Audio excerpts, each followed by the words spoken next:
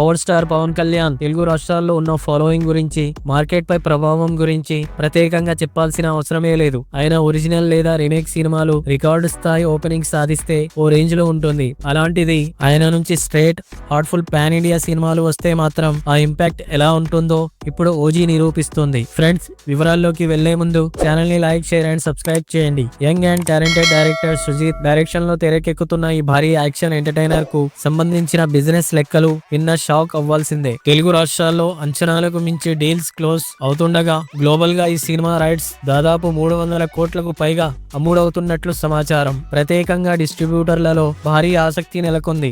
నిజంగా పవన్ కళ్యాణ్ కు సరైన సినిమా దక్కితే దాని ప్రభావం ఏ స్థాయిలో ఉంటుందో ఇది నిదర్శనం.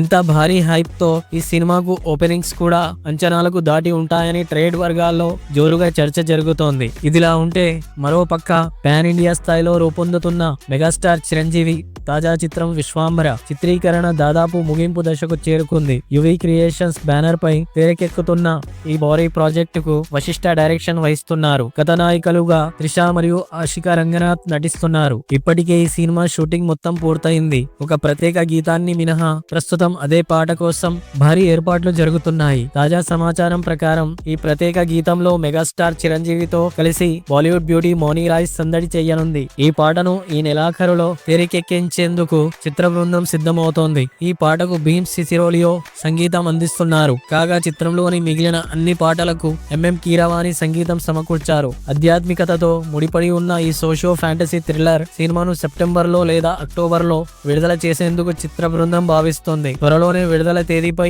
అధికారిక ప్రకటన రానుంది. ఇదిలా ఉండగా చిరంజీవి ప్రస్తుతం అనిల్ రవిపూడి డైరెక్షన్ లో మరో వినోదాత్మక చిత్రంలో నటిస్తున్నారు. ఈ చిత్రం షూటింగ్ వేగంగా సాగుతుండగా వచ్చే ఏడాది సంక్రాంతి కానుకగా విడుదల చేసే యోచనలో ఉన్నట్లు సమాచారం. ఫ్రెండ్స్, మీ అభిప్రాయాలు కామెంట్ లో తెలపండి.